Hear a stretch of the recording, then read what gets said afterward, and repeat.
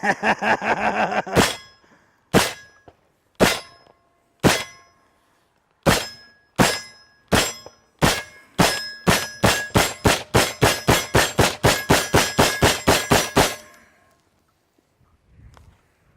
bad.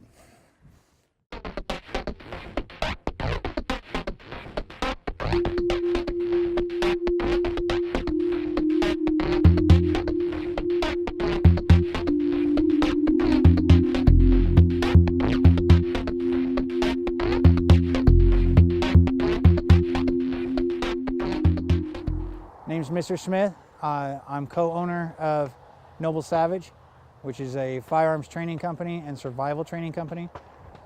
Our motto is full spectrum real world survival training. And we specialize in pretty much anything that the normal everyday person is going to encounter and should know how to survive, anywhere from home defense, LTCs, urban combat, concealed carry combat. You name it, in a real world situation, that's what we specialize in. We also teach bounty hunters, private investigators, and law enforcement. Take it slow. Once it's nice and smooth, you literally just pop it out there, then start pushing the gun and get faster and faster. Not bad.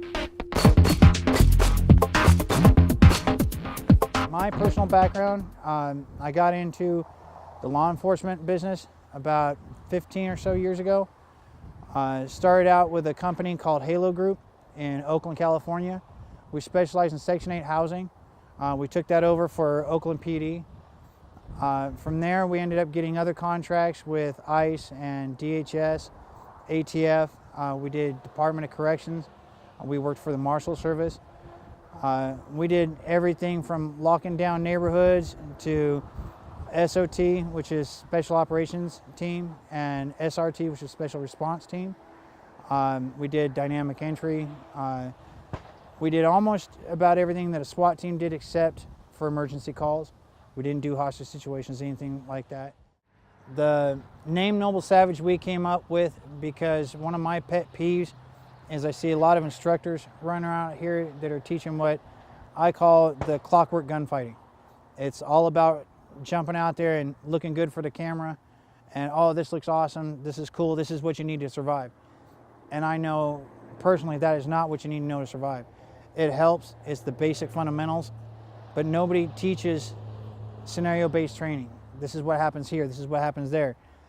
Nobody teaches adaptive thinking or adaptive action. And that's just, it's a huge pet peeve of mine. People are charging $600, $700, $800 for a course that really doesn't teach you anything other than looking good with a rifle, and they don't teach you how to survive. The only way to survive a violent encounter is to be violence itself. And that's what I train for, that's what I teach. So we came up with Noble Savage. A person can be both. One of my philosophies about survival training and combat training, which a lot of trainers don't believe or think, is it's not an absolute. Like we were talking about the clockwork instructors. This is how it's done, period, end of story. Combat is a martial art no matter what you stick in your hand, whether it's a gun, a rifle, a knife, your own hands. It's a martial art and it's always developing. It's an art. What might work for one guy won't work for another. That's how I teach it. It's like a martial art. And I'm no better than anybody else, but at least I understand that. So I teach for the student, not just, here's my class, take it or leave it. We actually, anytime we get together with you, we cater to you. What works for you? Does this work for you? Okay, let's push on that one. That doesn't work for you? Okay, toss it aside. That's how we do it. It's for the person, even the survival training. You know, some person might not have, we find out right away with urban survival if somebody has it within themselves to be violent, to be savage.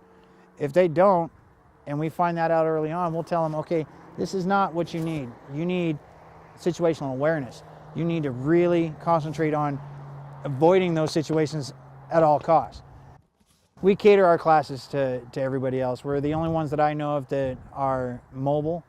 We come out to other people's, their houses, their businesses, their ranges, and we teach out there. We don't just have public classes. Like I said, we cater everything to our students.